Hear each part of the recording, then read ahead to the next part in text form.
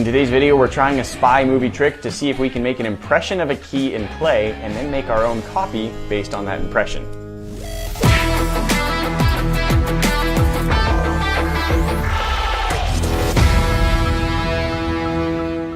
Cal, have you ever seen a movie where someone makes a copy of a key by pressing it into clay and then having their own version of the key later? I've heard of one or two, yeah. I'm pretty sure I've seen that in a movie too, and we have a comment request from YouTube user Purple PewDiePie asking if we can try casting a gallium key in sand. Here's the basic idea. We'll take a key that opens a padlock, make a mold using some clay, and then use some gallium to cast a copy of our own. Purple PewDiePie, we want to try this idea, although we are going to change it up a little bit. Instead of using sand like we've used for casting some stuff in the past, we're going to try using an oil-based clay. Clay, you're going to get a much better resolution. When we're trying to cast that key, we need all of those fine details and all of those teeth. Clay is going to give us what we need. Sand can be fairly fine resolution, but clay is made from just the absolute smallest, finest silt-like particles. And so this is going to get us like a really accurate result. And if we want a working key, I think we need the best detail.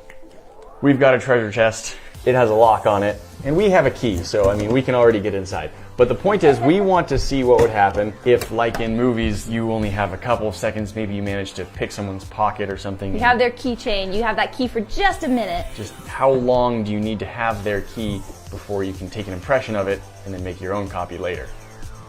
This is an oil-based sculpting clay, and it does a really good job of picking up details, but it's also very rigid to the point where it's actually kind of hard to get an impression in it right now. It needs to be warmed up before it's soft enough that we can do stuff with it. The easiest way to do that? Toss it in the microwave. Now, if this were water-based clay, well, first off, you wouldn't want to be doing this. Usually it's a coarser grit, but also you can't put it in the microwave. It would not really dry, it kind of explodes. Don't do that. Oil-based clay, this is a really good way of warming it up. Just don't get it too hot. That's so much better. Nice and squishy. This comes completely squishes apart in your hands. That's what we're looking for. We're good to go. We're trying now to get a nice, flat, smooth surface on one side of the clay. That's going to help us get a better mold. Although we are just going to be smushing it a lot, so it may or may not make too much of a difference.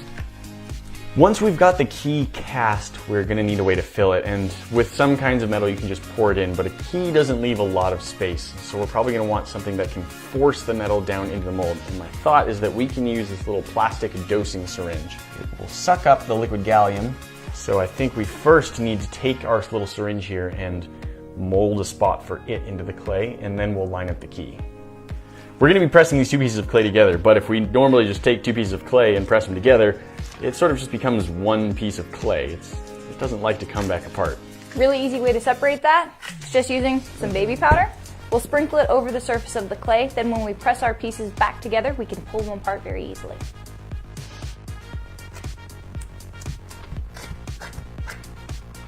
Now we've got our syringe marking. That's where we're going to be able to put our dosing syringe in and inject the metal right into it. So now, time to do the key. Just to make sure though, let's reapply the baby just powder. A little bit. Trying to line the key up so that the top of it intersects with where the syringe will be. That way we should have a direct channel to fill this thing.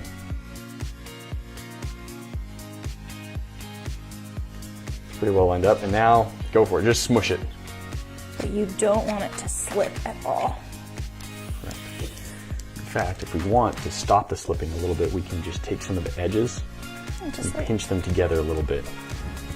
That should keep it from sliding.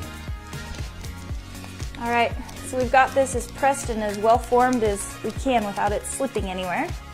But the clay is still so soft it's malleable, so if we were to peel these apart, it would still warp.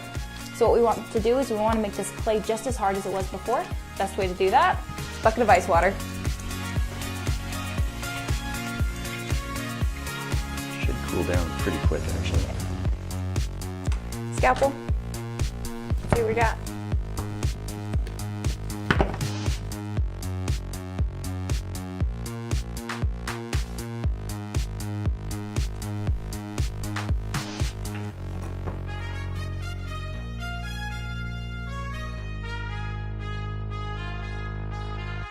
I made these little score lines on the side, and hopefully we'll be able to use those to line everything back up. But before we put it back together and try and fill it with metal, there's another step we need to take. If I try and inject the metal right into this, it's just not going to go anywhere because the air won't have any way to get out. So I'm going to use a knife and carve just a little air channel. And hopefully that will let all of our gallium get out. And now to help hold everything together and to keep gallium from leaking out, I'm going to just pinch closed all of the clay gaps. There's a good chance we'll get a little bit of flashing, but this should minimize it. Flashing is when you get the casting material leaving the edges that are supposed to be defined by the mold. I want to be able to squish the clay back down, but if I press in the middle, it's just going to collapse the key, and then we'll never get anything usable out of it. We've got our gallium that's still liquid, but it's not very warm. Like at this point, it's probably about on the point of turning back. In fact, we've started getting some crystals, which is good because it means it should solidify faster. Now we'll try. Working. So I think that's actually in there.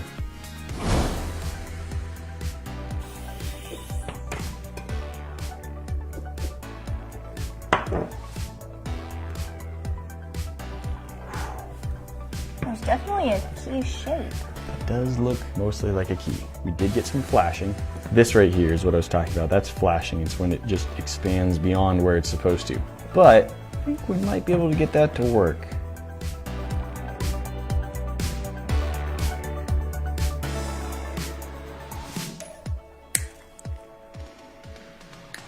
We have a key shape, and it's really not bad, but I don't think it's clean enough to open the lock.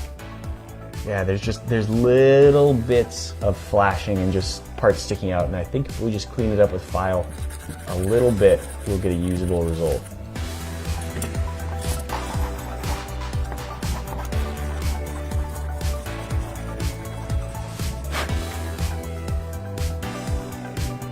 Okay, I think. Ready for a test? I think we're good. Here goes. Okay, come on. Key fits. It went in.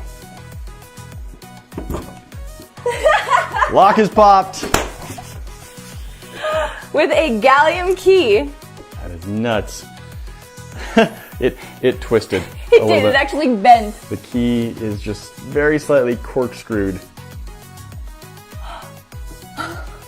Bent. Re-straightened. I wonder if it's just like getting too warm when you put it back in the ice water.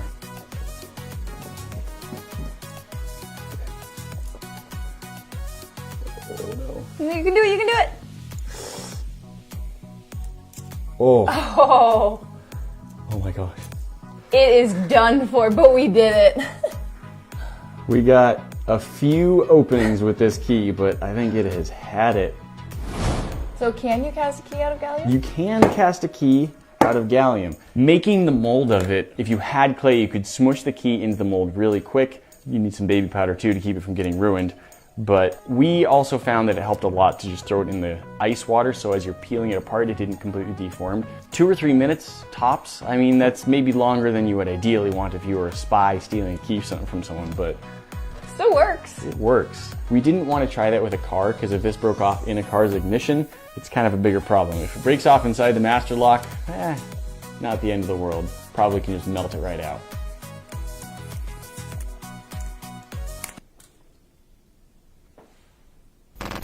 Nate, here you go.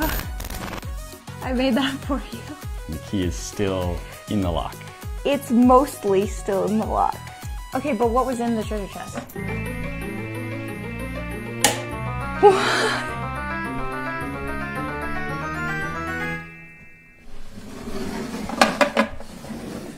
It's a King of Random kit! Wow, I wanted one of these.